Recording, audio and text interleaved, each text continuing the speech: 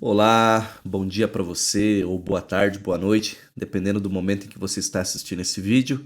Eu sou o pastor Paulo Rafael e nós vamos iniciar aqui uma série de estudos chamada Ensinos de Jesus. Esse é o tema geral, ou seja, cada lição ela é temática e cada lição é um ensino que Jesus nos apresenta na Bíblia. E eu não quero demorar, quero que seja o mais objetivo possível para o vídeo não ficar muito longo. Nós vamos estudar hoje sobre o que Jesus ensinou sobre as Escrituras Sagradas. Essa é a lição número 1. Mas antes, vamos fazer uma breve oração, rogando ao Espírito Santo que nos auxilie. Querido Deus, querido Pai, obrigado, Senhor, por essa oportunidade de estudar a Bíblia, a Tua Palavra. E já nesse primeiro estudo nós queremos rogar a Tua presença e a iluminação do Teu Santo Espírito para podermos aprender ao máximo o que o Senhor tem a nos ensinar. Que nada que venha de coração humano, de opiniões humanas, mas apenas da influência tua, do alto. Rogamos o teu perdão também, em nome de Jesus, amém. Muito bem, vamos lá então.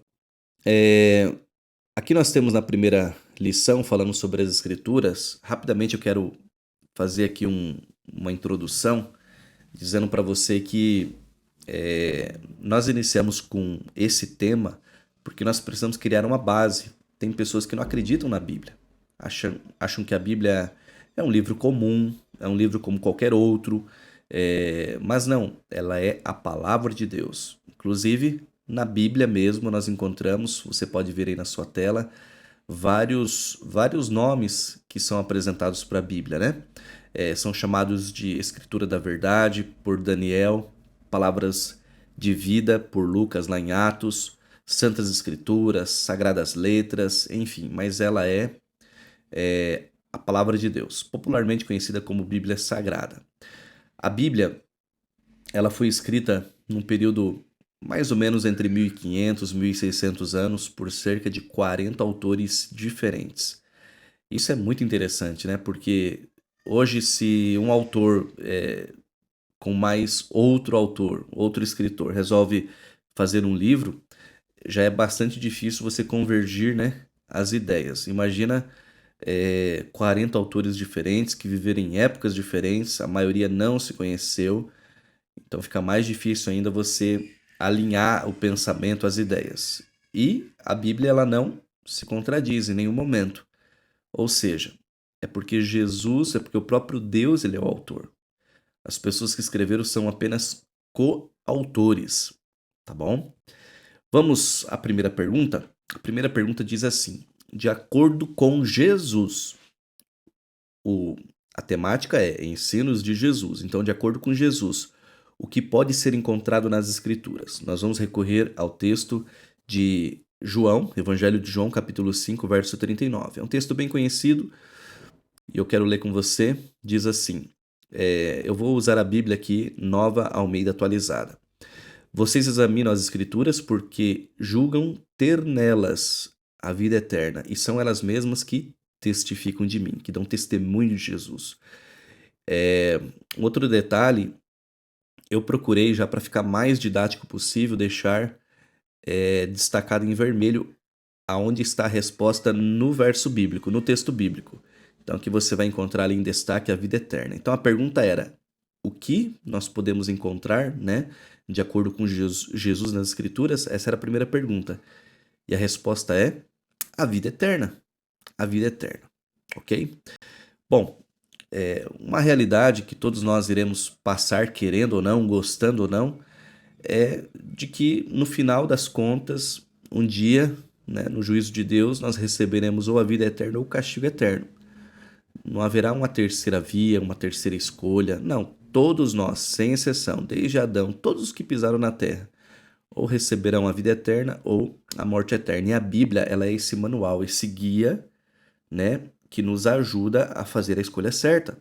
Nos dá orientações necessárias para tomarmos a melhor decisão, tomarmos posse da vida eterna, ok?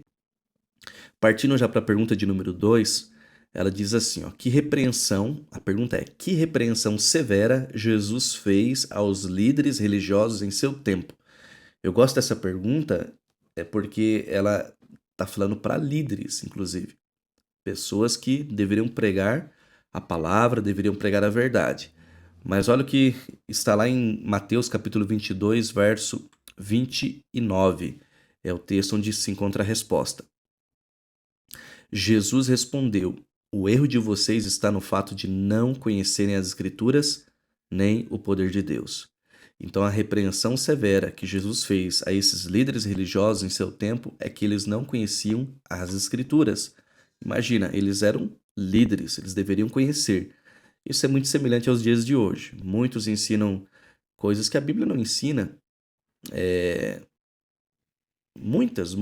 Por isso que existem muitas doutrinas, muitas igrejas, porque cada um tem uma visão diferente. E muitas vezes essa visão está maculada pelos seus próprios desejos, suas próprias vontades, por aquilo que é conveniente. Então, aqui a repreensão que Jesus faz é justamente a esses líderes religiosos que ensinam errado por não conhecerem ou fazerem vistas grossas com relação à palavra de Deus. E Jesus, ele era um profundo conhecedor da Bíblia. Um profundo. A gente vê lá em Lucas, né? Está registrado, está aí o texto na tela. Lucas capítulo 2, onde ele, com apenas 12 anos, ele discute a Bíblia com doutores da lei. Ele, de igual para igual, né?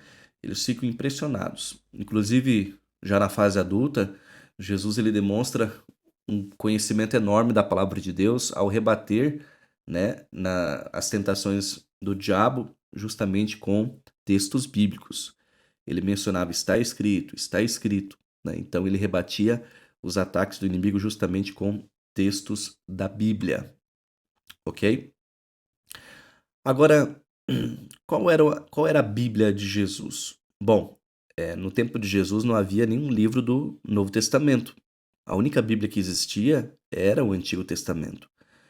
E com relação ao Novo Testamento, os primeiros escritos a serem produzidos são as cartas de Paulo, cerca de 20 anos após a morte de Jesus.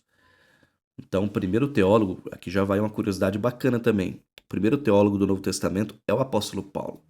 A Bíblia, ela não está exatamente escrita em ordem cronológica.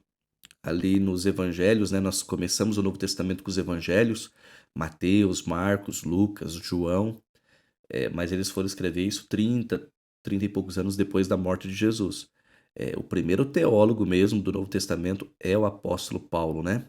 Que escreve ali suas cartas, suas epístolas, tá certo?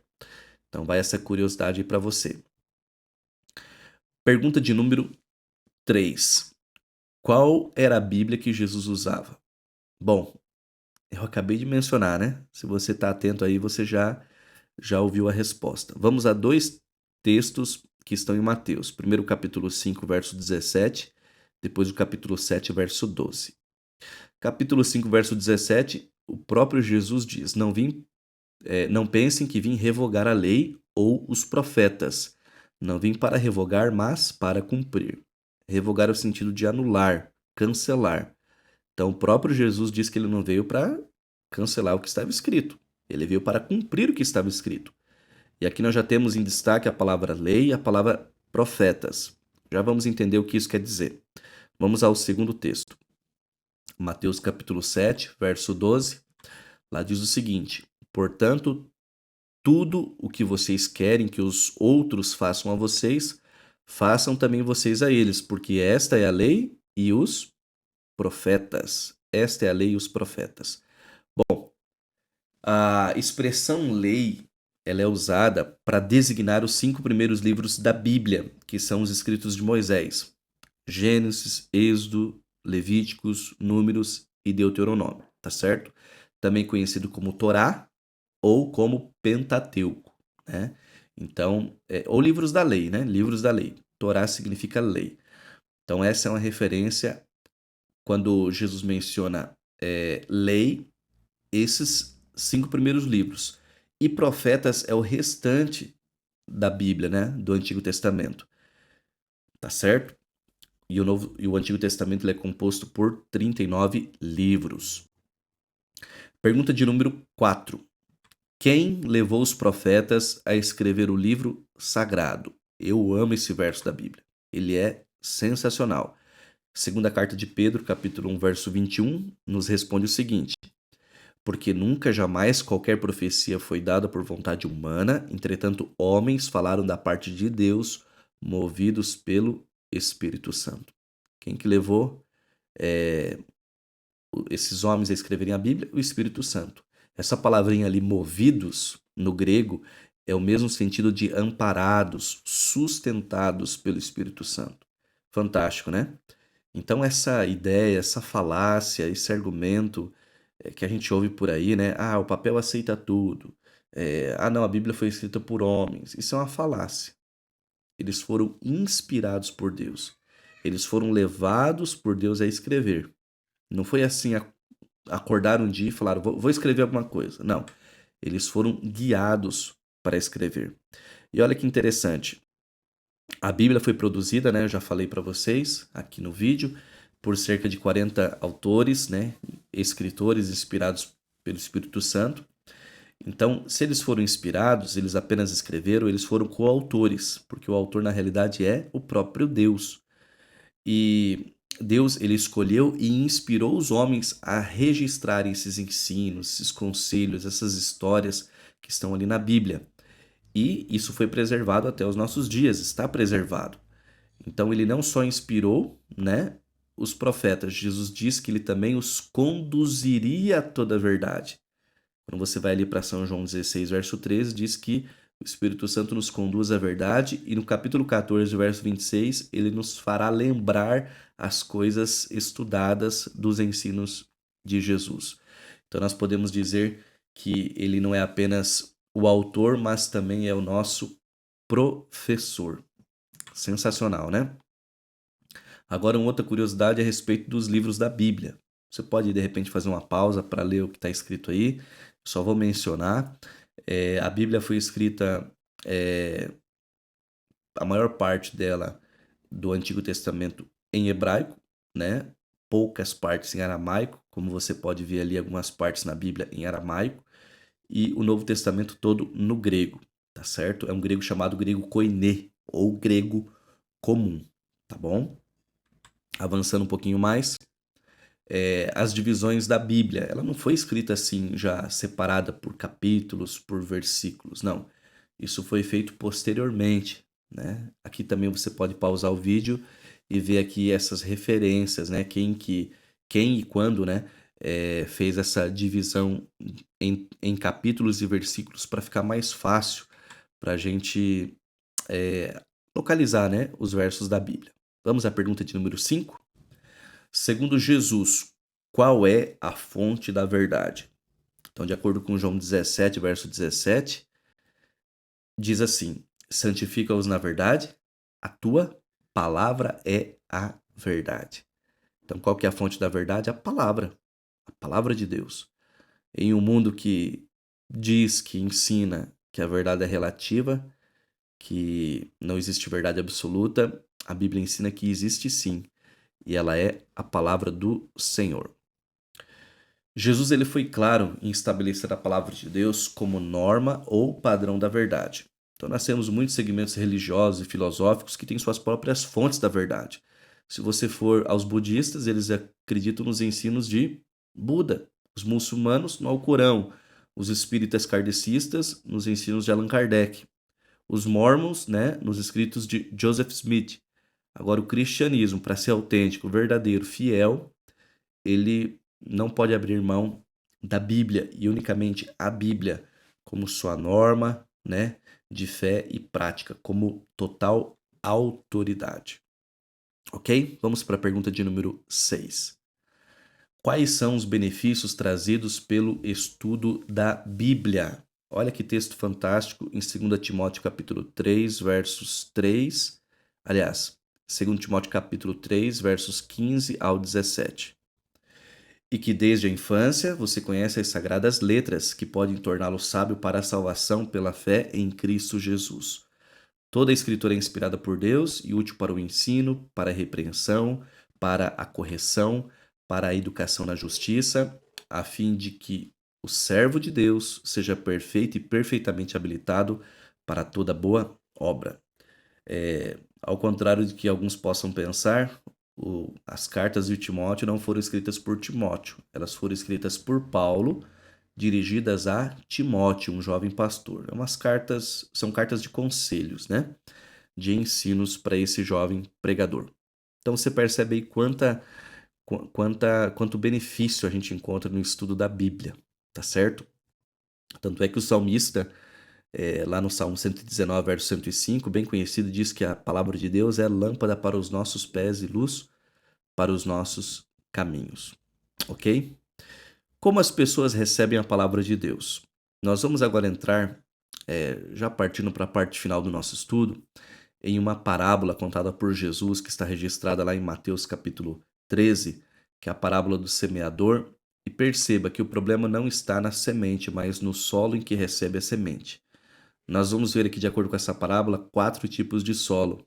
E o último é o melhor solo, que é o coração. Eu espero que seja o solo do seu coração e do meu coração também. Vamos ver essa parábola, algumas partes dela. Quais são esses solos? Muito bem. Quais são os tipos de solo apresentados na parábola e o que eles significam? Mateus capítulo 13. O primeiro tipo de solo está lá no versículo 4 e a explicação desse solo está no versículo 19. Então acompanhe aí na sua Bíblia. Diz assim: E ao semear, uma parte caiu à beira do caminho, e vindo as aves a comeram. Agora o verso 19 vai explicar: A todos os que ouvem a palavra do reino e não a compreendem, vem o maligno e arrebata o que lhes foi semeado no coração. Este é o que foi semeado à beira do caminho. Então perceba, a semente ela cai à beira do caminho. Se ela cai à beira do caminho, ela não tem entrada no solo, ela fica ao léu, fica ali à disposição, fica exposta, e o maligno se aproveita e tira. Representa aquelas pessoas que ouvem a palavra de Deus, quem sabe tem algum contato com alguma mensagem, com algum sermão, com algum pregador, mas acabam não dando atenção e perdem até o que foi semeado. Perdão o barulho do alarme aqui. Eu moro do lado de uma concessionária e disparou algum alarme ali. Deixa eu dar uma pausa aqui até o alarme ser desligado. Muito bem, continuando aqui, o alarme já foi desligado. Perceba, Satanás ele se aproveita dessa oportunidade em que alguém apenas ouviu e arrebata o que foi ouvido, né? Tira o que foi ouvido. A pessoa não dá procedimento, né? Não se alimenta do que é ensinado. Vamos avançar aqui para o segundo tipo de solo. O segundo tipo de solo diz o seguinte, que outra parte, né, da semente caiu em solo rochoso, onde a terra era pouca e logo nasceu, visto não ser profunda a terra. Isso está no versículo 5. Os versículos 20 e 21 respondem, né, dão a interpretação desse solo rochoso. O que foi semeado em solo rochoso, esse é o que ouve a palavra e logo a recebe com alegria. Olha, aqui já aumentou um pouquinho o grau, já deu um avanço. Ele não apenas ouviu.